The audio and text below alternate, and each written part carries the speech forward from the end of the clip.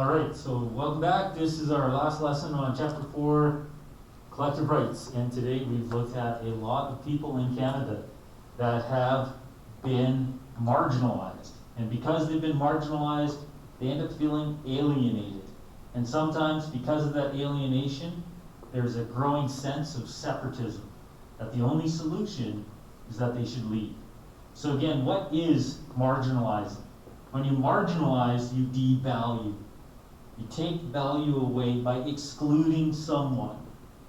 So we see here in the case studies today that some people in Canada have felt excluded. And when they feel excluded, they become alienated. They feel left out. And when you feel left out enough, the solution might be, you know what? We're going to leave. We're going to separate.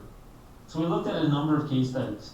One case study we looked at came from Quebec and from the story from 1990 of the Oka standoff. And the struggle was caused by some sacred pines. So leading up to 1990, the area was going to be developed. And they wanted to put in a golf course, and they wanted to put in some homes. And the problem was there was this stand of trees, these pines that were sacred. They've been used for the indigenous peoples of the area to play lacrosse, and there's also a burial ground there. So this was a very precious, sacred area, and a developer wanted to just make it into another, subdivision. Let's make another golf course. Let's make another subdivision. And the Mohawk Nation said, no, this is sacred territory for us. So they ended up protecting it by having a display of their opposition.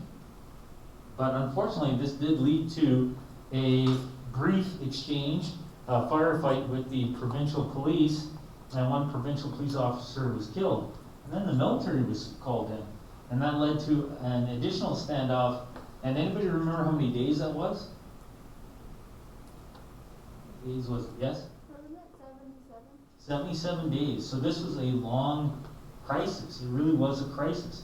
And it's a constitutional crisis because you have some individuals here, the Mohawk of the Oka Nation, they're looking at it and they're saying, you know what, we've been marginalized. Our value has been taken away. You're not seeing the sacred nature, the sacred nature of our pines, and you're excluding us. You're excluding us from these decisions that are important to our land and our people. And because of that, we need more self-government. We need to be able to determine for ourselves the fate of our people. And that really is a story that still resonates throughout Canadian history. And we saw that last year as well in British Columbia. In British Columbia, there's a pipeline going from Dawson Creek to Kitimat, and it's a $6.6 billion project with mostly foreign investors wanting to pump natural gas through British Columbia. But the problem is it travels through Indigenous territory, and the Indigenous people were not consulted. So when the Indigenous people are not consulted, then their position as a stakeholder is being devalued. Their importance is devalued. They are being marginalized. And because they're being marginalized, they feel alienated. They feel left out. And when they feel left out, they may say, you know what, Canada doesn't work for us.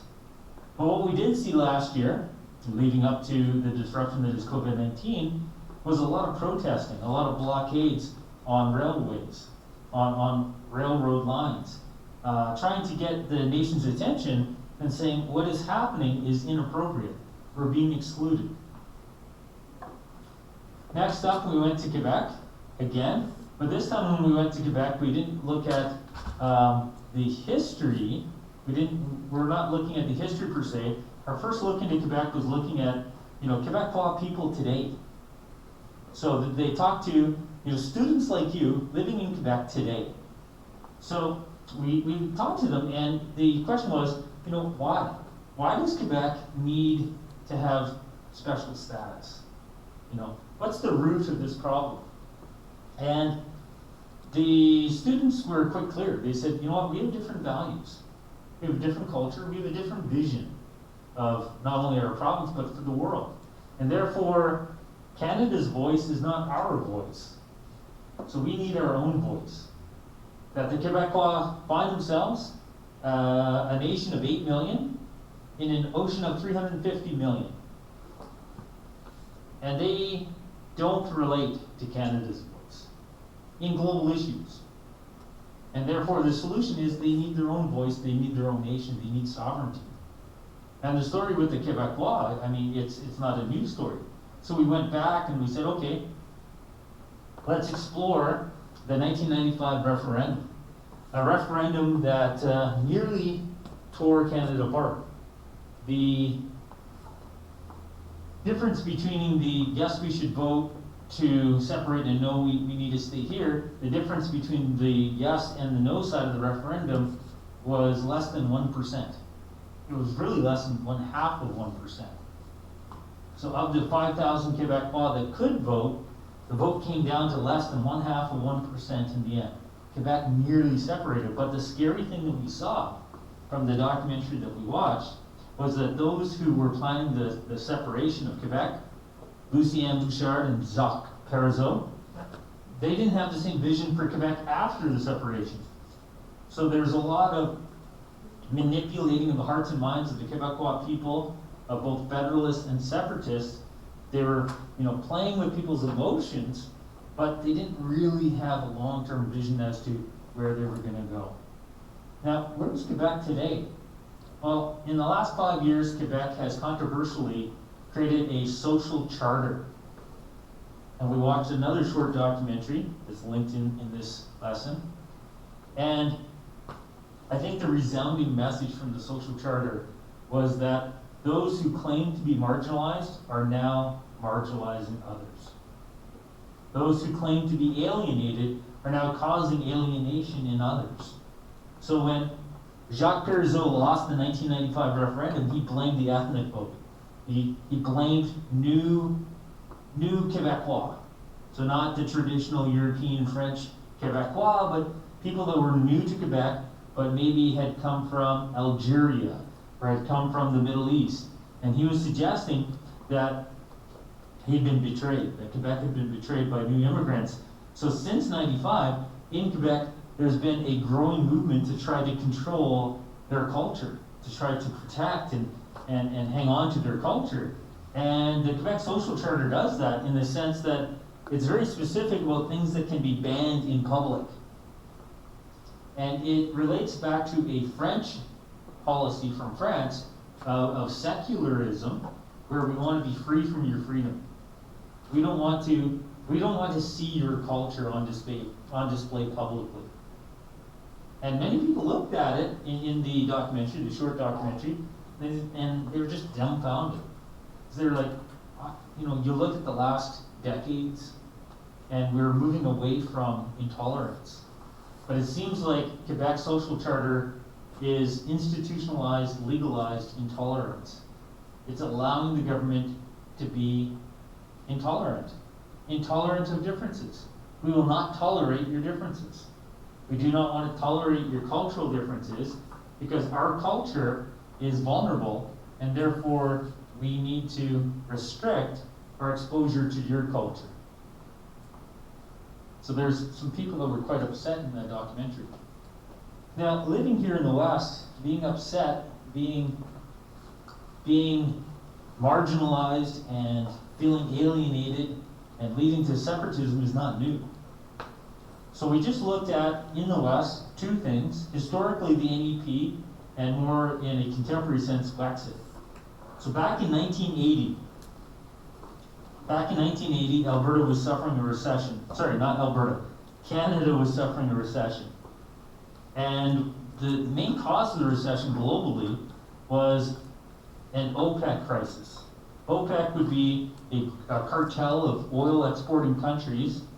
And starting in 1973, they were angry with the United States and America's allies because America may have helped Israel, defeat them in a war. So they ended up selling less oil in the world. So the oil countries, the oil producing countries like Iran and Iraq, Saudi Arabia are saying, you know what, we're going to sell less oil. So when the price of oil, rapidly increases in the 1970s, when more than doubles, the entire economy suffers because the cost of everything goes up. Oil is the lifeblood of the modern economy, and therefore all products need oil, either in the construction or the transportation of. So when the cost of oil went up in the 1970s, the cost of economics went up, and economies started to have less profit. So here in Canada, the other provinces facing economic difficulty, they looked to Alberta, the land of oil, and said, hey, we need your oil. Can you sell your oil to us for less than market price? And Alberta's like, no, you know what? We need to get market price because everything else is market price. If we're buying cars that are created in Ontario, you want a market price for those cars.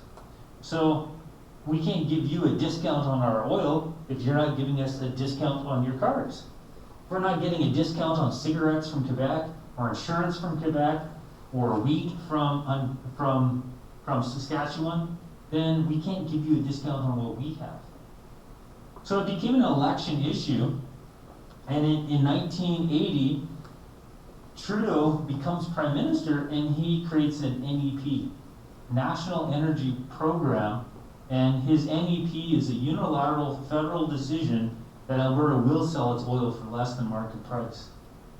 So Alberta feels devalued. We feel left out. How come that's a unilateral decision? How come the federal government gets to make that? And ultimately, some people in Alberta said to themselves, the only solution is we need to leave this family. This family's not working anymore. Fast forward a few more decades to our last federal election, and we have a movement growing here in Alberta called Wexit. And that's a play on the word Brexit, which was when Britain exited the EU. So Wexit is like the West should exit Canada, Wexit. So the heart of the problem with Wexit is that the West wants out. The West wants out of Canada because Canada's not working. How come Canada doesn't work? Well, it's because of our political system. It's because of demographics. It's because of where the population centers are. Because Toronto nearly has the same population as Alberta. Toronto and Montreal combined have more people than Alberta. The provinces of Ontario and Quebec combined have enough to form a majority government. Because that's the reality, even politicians like Stephen Harper from the West, from Calgary, realize that in order to be electable, they need to please Ontario and Quebec. So we have a new conservative leader, Mr. O'Toole, and he's going to need to please Ontario and Quebec to get elected. For the Conservatives to get elected, for them to defeat the Trudeau or whoever's leading the Liberals in the next election, the Conservatives will have to please Ontario and Quebec because more than half the seats in the House are in Ontario and Quebec. So the problem becomes this can be toxic to Alberta's interests. An example. So in Quebec, there's a major corporation called SNC-Lavalin. And SNC-Lavalin doesn't want Alberta to be able to sell its oil because SNC-Lavalin has invested in African oil instead. So when Alberta wants to create a pipeline to go east so we can sell our oil to the rest of Canada, the politicians in Quebec and Ontario block our pipeline because they would rather buy the oil from Saudi Arabia or from Africa because that's where their corporations from Quebec have invested heavily into it. It's a family where our family member is supporting someone from outside the family.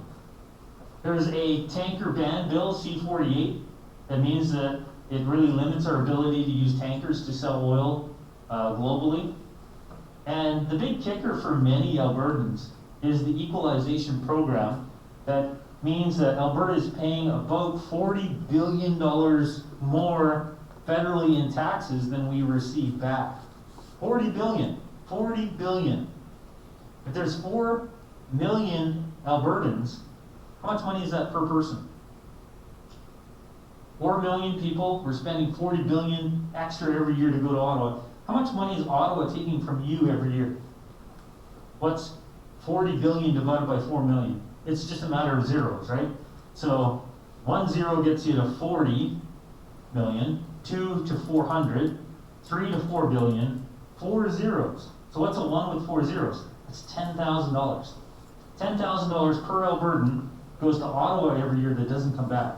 Some money comes back, but we send more than 10,000 there. 10,000 doesn't come back. So over the last decades, it's almost been $1 trillion more that has left Alberta. So what has this meant? Alberta's been a colony of the East. We've been colonized. Our resources, our wealth has been exported out for someone else's benefit. And those people in Wexford are saying, what about our collective interests? What about our collective rights? Maybe we need to be seen as Western Canadian, not just Canadian. Maybe we need to separate. So in summary, this chapter on collective rights is about unique groups in Canada. And 3 unique groups we looked at today are Canada's Indigenous peoples, our Aboriginal peoples, in Quebec, but also in BC. But we also looked at Francophones and other Quebecois in the province of Quebec. And then we looked at us, Albertans. And unfortunately for the family that is Canada, we have multiple groups that are being marginalized and therefore feel alienated. And ultimately that might lead to separation. That there may be a time in your lifetime that the map of Canada looks different. And that maybe we don't even live in Canada here in Alberta. So something to think about. Tomorrow we'll review chapter 4 before the mask break. After the mask break, we'll have our evaluation. You've already seen the evaluation, so you know what to study for.